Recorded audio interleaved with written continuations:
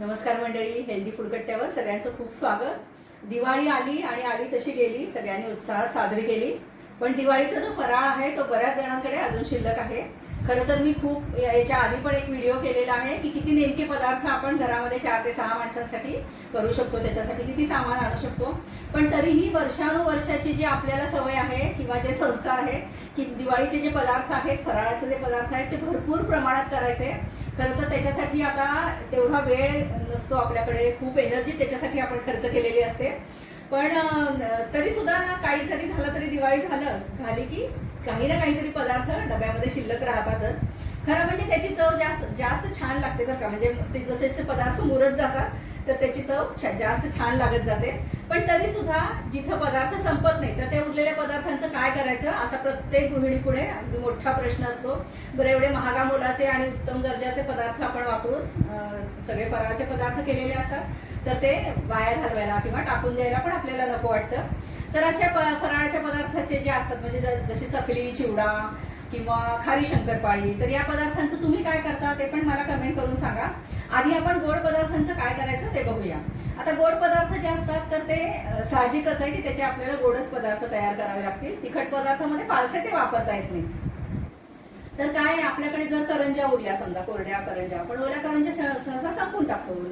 पण जरी उरल्या तरी सुद्धा त्याला वास येत नाही ना, त्याची खात्री करून घ्यायची।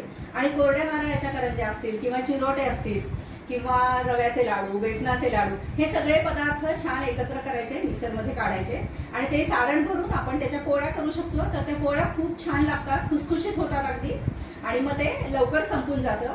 त्यानंतर हेच सगळे पदार्थ वापरून आपण एखादी खीर जर केली, म्हणजे गव्हाची खीर केली, शेवयाची खीर केली, तर त्याच्यामध्ये थोड्या प्रमाणामध्ये हे जर आपण घातलं तर त्याला छान बाइंडिंग येतं आणि त्या पदार्थाची चव पण खूप छान लागते।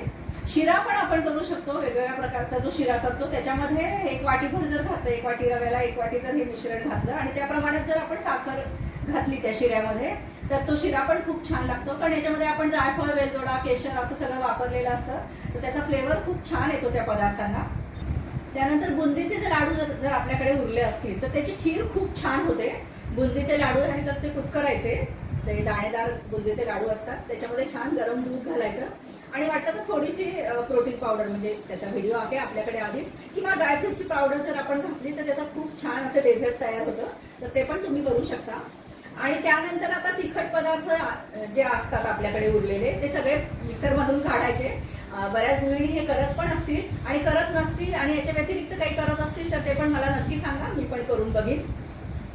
तर हे जे चिवडा, चकली, खारी शंकरपाळी किंवा अजून आपण जे काही तिखट पदार्थ करत असतो तर ते सगळे बारीक करायचे, मिक्सरमधून काढायचे आणि त्याच्या बरोबरीने त्याच्यामध्ये ज्वारीचं पीठ घालायचं। त्याच्यामध्ये बाकी फार मसाले घालायची गरज नसते, कारण सगळे फ्लेवर त्याच्यामध्ये असतात। धण्याची त्याची पूड असते, ओवा, तीळ आपण सगळ्यामध्ये घातलेलंच असतं, तर त्याची थालीपीठं खूप छान होतात। फक्त एक लक्षात घ्या, ही जे आपण मिश्रण घेतलेलं आहे तर त्याच्यामध्ये बरोबरीने किंवा त्याच्यापेक्षा जास्त ज्वारीचं पीठ घालायचं। शक्यतो भाजणी नाही वापरायची, नाहीतर त्याचे तुकडे पडू शकतात त्या थालीपीठाचे। त्यानंतर मी जसं म्हणलं की हे सगळं मिक्सचर एकदा जर तयार करून ठेवलं तर वेगवेगळ्या पदार्थात आपण वापरू शकतो। जसं थालीपीठामध्ये वापरू शकतो आपण, जर उपीट केलं किंवा दलिया केला किंवा खिचडी केली, तर सगळं पूर्ण झाल्यावर जेव्हा आपण दाल खिचडी करतो तर त्याच्यामध्ये थोडंसं मिश्रण घालायचं, 1 अर्धी वाटी वगैरे, तर त्याची चव पण छान येते, त्याला बाइंडिंग पण छान येतं आणि मग तो पदार्थ खूप छान लागतो। त्यानंतर एरवी आपण वेगवेगळ्या प्रकारचे कटलेट करतो आणि त्याला आपण ब्रेड क्रम्स वापरतो, तर त्याच्याऐवजी हे जे मिश्रण असतं या पिठामध्ये जर ते कटलेट आपण घोळवले आणि जर शॅलो फ्राय केले तर त्याची चव पण खूप छान लागते आणि आपल्याला ब्रेड क्रम्स वापरायची गरज पडत नाही।